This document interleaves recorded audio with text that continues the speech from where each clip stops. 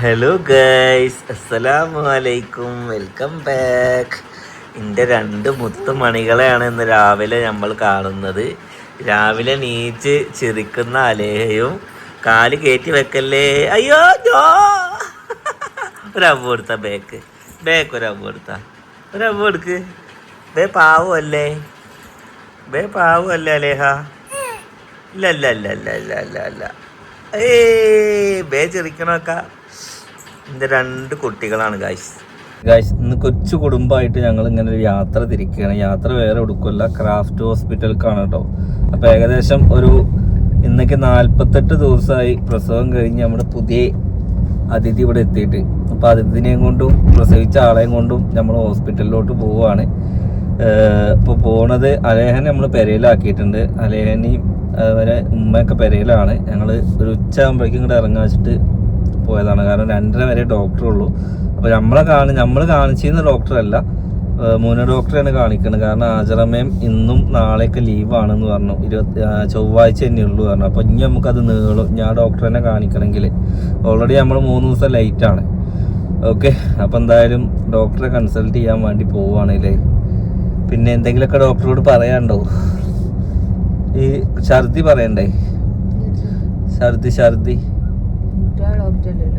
എന്നാലും പറയാലോ. പിന്നെ കോമൺ ആയിട്ടുള്ളതാണ് കുട്ടിയുടെ. ഇന്നലെ ഞാൻ പുക്കളുടെ നിങ്ങളോട് പറഞ്ഞായിരുന്നില്ല. അപ്പോൾ എല്ലാവരും പറഞ്ഞതെന്താ വെച്ചാൽ അത് കവുന്ന് നടക്കുമ്പോഴും എൻ്റെ കുട്ടിക്ക് ഉണ്ടായിരുന്നു. ചിലവരത് സർജറി ചെയ്തായിരുന്നു എന്നൊക്കെ പറഞ്ഞായിരുന്നു. അപ്പോൾ ഇവന് അധികമൊന്നുമില്ല, ചെറിയ തോതിലേ ഉള്ളൂ. നമുക്ക് നോക്കാം, ചിലപ്പോൾ മാറോക്കാരം അല്ലേ. ഓക്കെ, എന്തായാലും ഇൻഷാ അല്ലാഹ് ഹോസ്പിറ്റലിലെത്തി. ഇന്നത്തെ ഒരു വിശേഷം നമുക്ക് ഇങ്ങനെ എന്താ ഡോക്ടർ പറയുന്നതെന്നൊക്കെ നമുക്ക് നോക്കാം അല്ലേ. നമ്മൾ ക്രാഫ്റ്റ് ഹോസ്പിറ്റലിലെത്തി. ഒക്കെ ഒരു ഓർമ്മ. എത്ര ദിവസമാണ് ഈ ക്യാൻറ്റീനിലേക്കും ഇതിന് നടന്നത് അല്ലേ. ഈ ജനിച്ച സ്ഥലം എത്തിയാൽ എനിക്ക് ഈ ഹോസ്പിറ്റലിൽ കാണുമ്പോൾ അപ്പോൾ ഓർമ്മ വരെ ഇവിടുത്തെ സൂട്ട് റൂമാണ് ഗൈസ്. സൂട്ട് റൂം ഭയങ്കര എക്സ്പീരിയൻസ് ആണ്. ഇവിടെ നിർത്തും. ഇതിലും പാർക്കിങ്ങിന് സ്ഥലമല്ല, നല്ല തിരക്കാവുന്നുണ്ട് കേട്ടോ. അങ്ങനെ ഞാൻ സിനോനെയും കുട്ടീനെയും ഇവിടെ ഇറക്കിയിട്ട് ഞാൻ വണ്ടി പാർക്ക് ചെയ്യാൻ വേണ്ടി പോവാണ്. അല്ലെങ്കിൽ ഓല് എൻ്റെ പോയി വെയിലും കൊണ്ട് ഈ കുന്ന് ഇറങ്ങി വരേണ്ടി വരും. ഇനി പാർക്കിങ് ഇവിടെ ഫുള്ളായ സ്ഥിതിക്ക് നമ്മൾ ഞാൻ പാർക്കിങ്ങിൽ അപ്പുറത്ത് കൊണ്ടുവരണം. ഓക്കെ, അതിന് തല മുട്ട് നോക്ക്. ഫയലെടുത്തില്ലേ? ആ, അങ്ങനെ ഗൈസ് നമ്മൾ ഡോക്ടറെയൊക്കെ കണ്ട്, ചക്കര നോക്കി ഡോക്ടറെ കണ്ടില്ലേ, മുന മാമിനെ കണ്ട്. എന്താ പറഞ്ഞേ? കുഴപ്പമൊന്നുമില്ലല്ലോ. ഇനി കാണിക്കാൻ വരാൻ പറഞ്ഞോ? എന്തെങ്കിലും പ്രശ്നം ഉണ്ടെങ്കിൽ പെട്ടെന്ന് കഴിഞ്ഞു. പക്ഷേ ടൈം കുറേ ആയില്ലേ. ഭയങ്കര തിരക്കാണ് ഡോക്ടർക്കല്ല, ഡോക്ടറെ കാണാൻ വേണ്ടിയിട്ട് ഒരുപാട് പേഷ്യൻസ് ഉണ്ട്.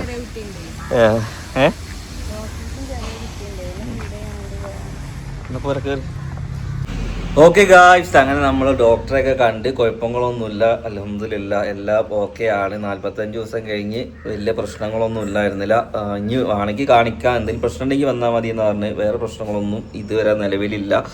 അങ്ങനെ എനിക്കൊരു പ്രശ്നമല്ല. ഗുളിക കുടിക്കാൻ വേണ്ടി പ്രശ്നമില്ല, ഞാൻ കേട്ടല്ലോ ഒരു പ്രശ്നമില്ലാന്ന്. ഓക്കെ, ഇനി അത് മാത്രമല്ല, ഈ വീഡിയോ ഞാൻ പിറ്റേ ദിവസം എടുക്കണം. ഇന്നലെ എനിക്കതിൻ്റെ വീഡിയോ ഫുള്ളാക്കാൻ കഴിഞ്ഞില്ല, കുറച്ച് ഭാഗം എടുത്തുള്ളൂ. അതുകൊണ്ടാണ് ഇന്നലെ വീഡിയോ അപ്ലോഡ് ആക്കാൻ. ഇന്ന് രാവിലെ നീച്ചപ്പോൾ ഉണ്ട് ഉമ്മ ആദ്യം അലനെ കുളിപ്പിക്കുന്നുണ്ട്. രണ്ടാമേരി അലേഹനെ ഞാൻ കുളിപ്പിച്ച്, പിന്നെ അലാനെയും കുളിപ്പിക്കുന്നുണ്ട്. അതിന് ഉമ്മ പറയുന്നുണ്ട് എന്ത് പ്രസവരക്ഷയിൽ പോയി കഴിഞ്ഞാൽ പൈസ കിട്ടുന്നത്. ഓക്കെ, അത്രയും കുട്ടികളെ രാവിലെ ഇവിടെ കുളിപ്പിച്ച് റെഡിയാക്കലൊക്കെ ഉമ്മയാണ് കേട്ടോ ഗൈസ്. പ്രസവരേന്ദ്രം തുടങ്ങാൻ ആഗ്രഹിക്കുന്നവരുണ്ടെന്നുണ്ടെങ്കിൽ കുളിപ്പിക്കാനുള്ള ഒരു സ്റ്റാഫ് ഇവിടെ ഉണ്ട്. അപ്പൊ ഏകദേശം 3 കുട്ടികളെ രാവിലെ കുളിപ്പിക്കൽ കഴിഞ്ഞത് 3ാമത്തെ കുട്ടിയാണ് അല്ലേ. റസീന, റുക്സാന, പിന്നെ സുനി, എല്ലാരും ഉണ്ടെങ്കിൽ പറഞ്ഞോളി. സൂതിക, വെൽവയർ, മദാരി, അവിടെയൊക്കെ തള്ളാല റെഡിയാണ്. ഇവിടെ കായില്ല, അവിടെ വരുമ്പോ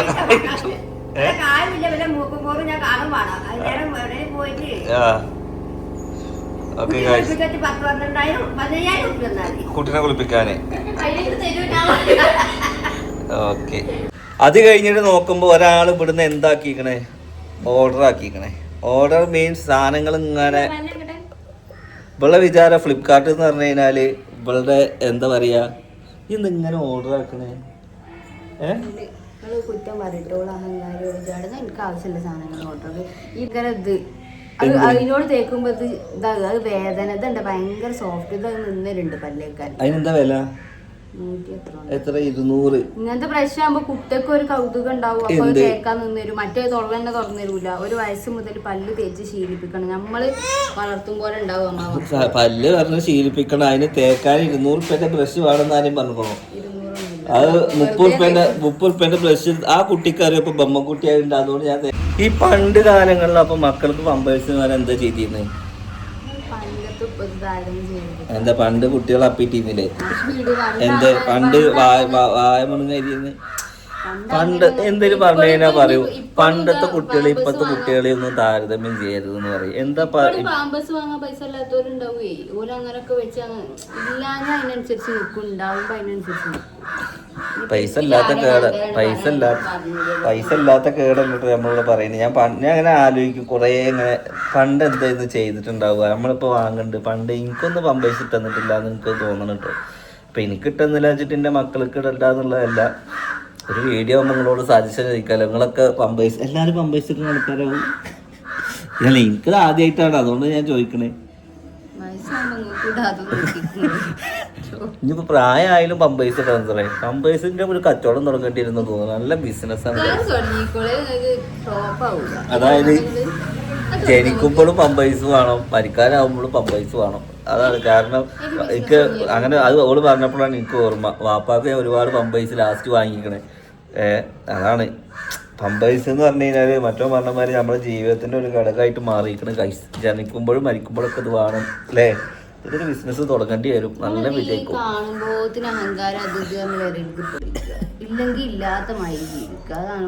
ഒരു അഹങ്കാരം ഇല്ലാത്ത ഒരു പാവമാണ് ഗൈസ്. നമ്മളിത് ഒന്നും ചെയ്യാതൊക്കെ ഇങ്ങനെ എടുത്ത് വെച്ചിട്ട് എന്താ കാര്യം? ഒരു കാര്യമില്ല. മരിച്ചു പോകുമ്പോ ഒന്നും കൊണ്ടുപോകുന്നില്ല.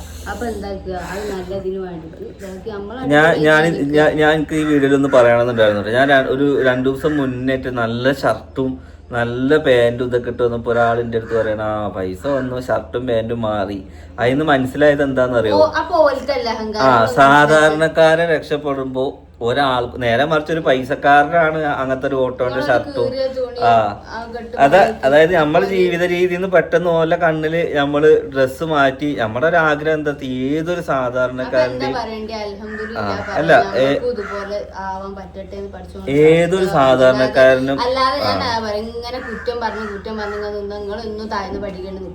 അങ്ങനെ അതൊക്കെ ഏതൊരു നിങ്ങൾ തന്നെ ഏതൊരു സാധാരണക്കാരനും ഏത് ബുദ്ധിമുട്ടുള്ള ആൾക്കും ഒരിക്കൽ പോലും ഒരു മനസ്സിൽ ചിന്തിക്കുക പഠിച്ചോനെ എല്ലാവരെയും പോലെ ഒരു ദിവസം എല്ലാ സന്തോഷത്തോടെ ഇരിക്കാൻ എല്ലാവരെയും പോലെ നല്ല ഡ്രസ്സും നല്ല വസ്ത്രവും നല്ല യാത്രകളും പോകാൻ ആഗ്രഹിക്കാത്ത ഏതൊരു മനുഷ്യനും ഉണ്ടാവില്ല എന്നാണ് എനിക്ക് തോന്നുന്നത്. കാരണം ഞാനൊരു സിറ്റുവേഷനിൽ വന്ന് ഞാൻ ഒരുപാട് കാലം ആഗ്രഹിച്ചിട്ടുണ്ട്. ഇന്ന് അൽഹംദുലില്ലാ അതൊക്കെ സഫലമാക്കുന്നുണ്ട്.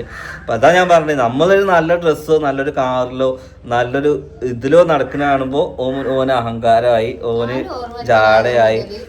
നമ്മളിപ്പോൾ ഇതൊക്കെ നമ്മൾ വെറുതെ പറയുന്നതാണ്. പമ്പേഴ്സ് വാങ്ങുന്നത് അത് ഇതാക്കണതൊക്കെ ഓളെ ചൂടാക്കാൻ വേണ്ടി പറയുന്നതാണ്. വാസ്തവം ഇതാണ്. നമ്മള്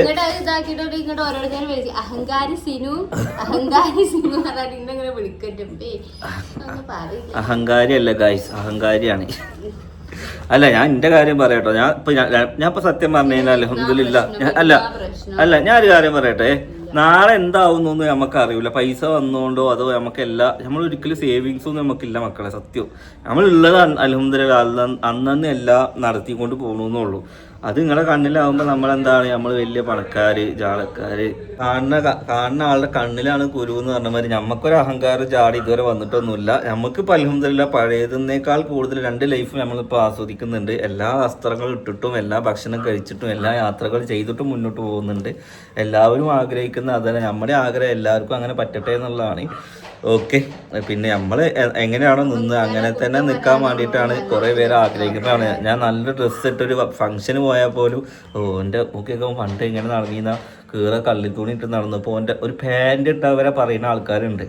അപ്പോൾ നമ്മൾ അങ്ങനെ നടക്കുന്ന ആളാണ് ഭൂരിഭാഗം ആളുകൾക്കും എന്താണ് മനസ്സിലൊരു സംതൃപ്തി എന്ന് എനിക്ക് തോന്നുന്നു. നമ്മൾ രക്ഷപ്പെടാൻ ആരും ആഗ്രഹിക്കുന്നില്ല കേട്ടോ ഗൈസ്. എനിക്കത് കണ്ടപ്പോൾ എന്താണെന്ന് വെച്ച് കഴിഞ്ഞാൽ നമുക്ക് തന്നെ ഒരു നമ്മൾ മിനിഞ്ഞാന്നിട്ട് നല്ല ഡ്രസ്സ് ഇട്ട് പോകുമ്പോൾ ആൾക്കാരിങ്ങനെ നമ്മുടെ നാട്ടിൽ തന്നെ ആൾക്കാർ പറയുന്നുണ്ട് ഗൈസ്. ഓക്കെ, കാറിൽ പോകുമ്പോൾ അത് പറയും, ഒന്നും വേണേ ഒരു BMW കൊണ്ട് വന്ന്, അത് എൻ്റെ BMW കൂടി അല്ല, നമ്മളെ ഷാജഹാൻ്റെ BMW എൻ്റെ വണ്ടി പണിക്കിട്ടപ്പോൾ ഇത് കൊണ്ടുപോയിക്കോന്ന് പറഞ്ഞു. ഞാൻ അവരോട് അപ്പളേ പറഞ്ഞു, ഇതൊന്നും നമ്മളോടൊക്കെ പോകാൻ പറ്റൂല, ഇത് കൊണ്ടുപോയിക്കളാന്നിട്ടാണ് കൊണ്ടുപോയി. അത് 4 ദിവസം വെച്ചപ്പോഴേക്കും എനിക്കില്ലാത്ത കുറ്റങ്ങളൊന്നും ഉണ്ടല്ലേ, വേഗം കൊണ്ടുപോയി കൊടുത്തുള്ള പണി തീർത്തിൻ്റെ വണ്ടി കൊണ്ട് പോകുന്നു, അത്രേ ഉള്ളൂ. പിന്നെ അതൊന്നും മൈൻഡ് ചെയ്യാതെ മുന്നോട്ട് പോകണം. അപ്പോൾ പിന്നെയും കേൾക്കേണ്ടി വരും. ഇതിനെക്കുറിച്ച് സംസാരിക്കുമ്പോഴും നമ്മൾ അഹങ്കാരിയായിട്ട് മാറുന്നു മാത്രമേ. നമ്മൾക്കൊന്നും പൈസ പറഞ്ഞ അഹങ്കാരമാവും. എന്തായാലും അഹങ്കാരം ഒന്നുമില്ല മക്കളെ. നമ്മളിപ്പോഴും പിന്നിലോട്ട് ആ ഒരു പിന്നാമ്പർ നമ്മൾ കണ്ടിട്ട് തന്നെയാണ് നമ്മളിതിൽ നിൽക്കുന്നത്. ചിലപ്പോൾ നാളെ അങ്ങോട്ട് അങ്ങോട്ട് പോകേണ്ടി വരും. അപ്പോൾ അതിനനുസരിച്ച് നമുക്ക് ചെയ്യണം. ഇപ്പോൾ ഉള്ള കാലത്ത് നമുക്ക് ഉള്ള മാതിരി ജീവിക്കണം അല്ലേ, അല്ലെങ്കിൽ ജീവിതത്തിന് ഒരു രസമല്ലല്ലോ. ഒരർത്ഥമാണെന്നുണ്ടെന്നുണ്ടെങ്കിൽ എന്താ നമ്മൾ ആഗ്രഹിച്ച ജീവിതം ജീവിക്കണ്ടേ. ഓക്കെ, അപ്പോൾ എന്തായാലും ഇൻഷാ അല്ലാഹ് നെക്സ്റ്റ് നല്ലൊരു വീഡിയോ ആയിട്ട് കാണാം. അതുവരെയ്ക്ക് എല്ലാവർക്കും ബൈ ബൈ.